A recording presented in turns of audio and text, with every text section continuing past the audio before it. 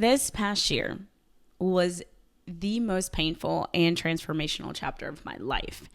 And if you have ever felt like you were giving your all and still not being chosen, if you've ever questioned your worth and love, this video, this episode is for you.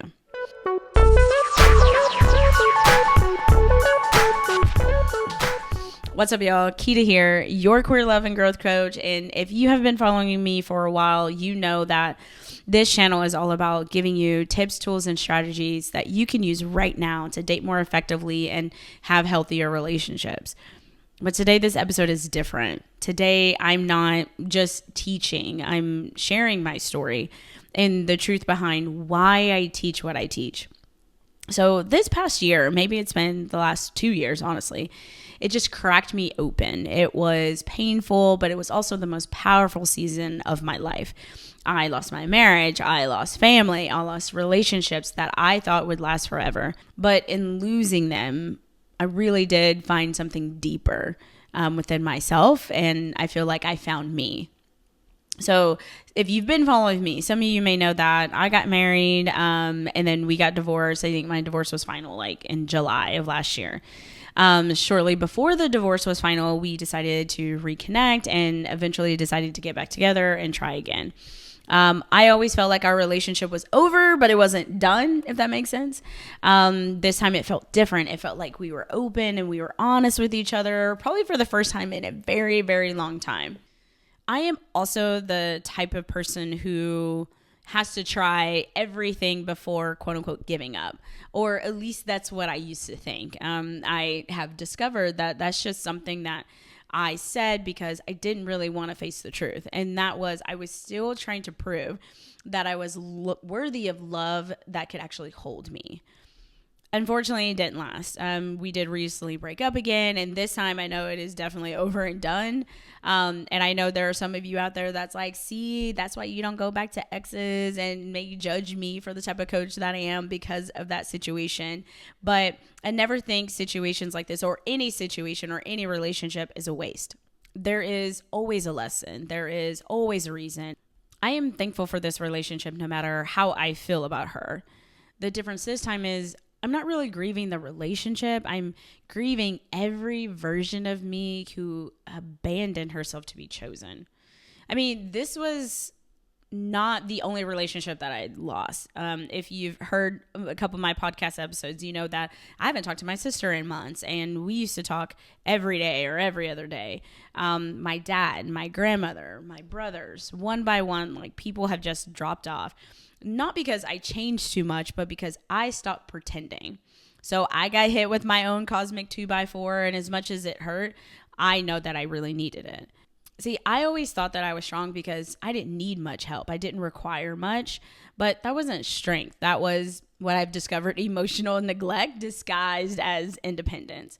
I learned early that my emotions were inconvenient. So I stopped having them, at least on the outside, right? I stopped needing, I stopped asking, and I became the one who fixed, who helped, and who overfunctioned, hoping for that little breadcrumb of the need that I'm not really asking for.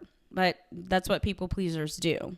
We become what others need. We work harder on ourselves, hoping that the other person or people will actually show up. We starve ourselves for what we need, and then we call it love. So every breakup, every fallout, every goodbye that I had was a mirror.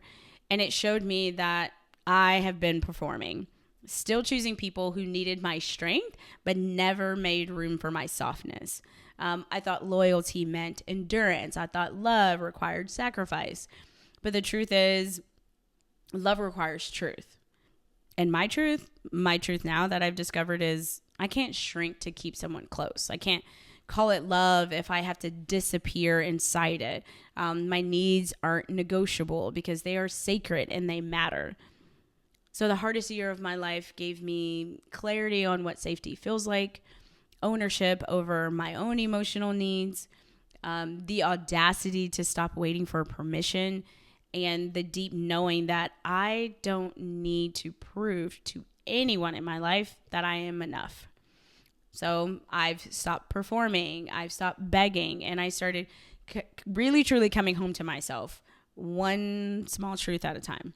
Well, healing emotional neglect, that's what it really is. It's not loud, it's not always pretty, but it's powerful. Because once you reclaim your voice and your needs and your sovereignty, you will never settle again.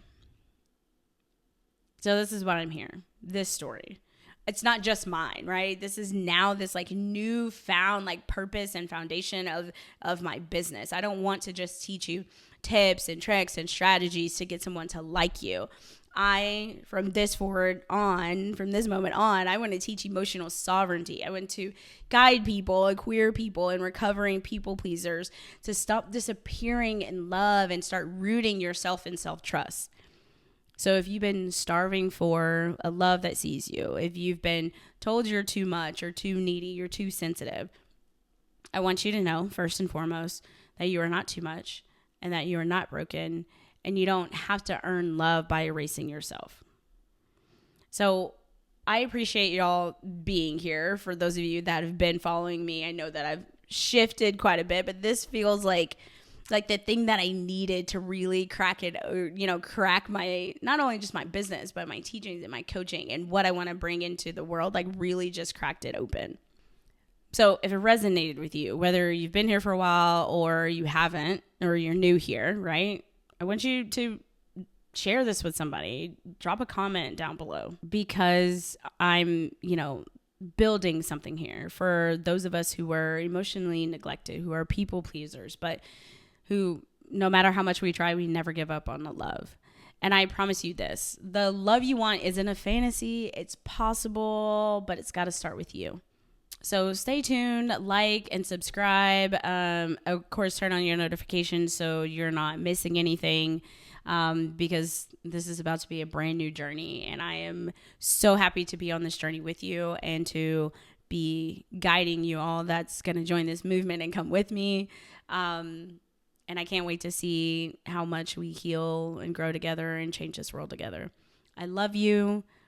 And remember, trust and love one more time. And always one more time. I love you all. Peace.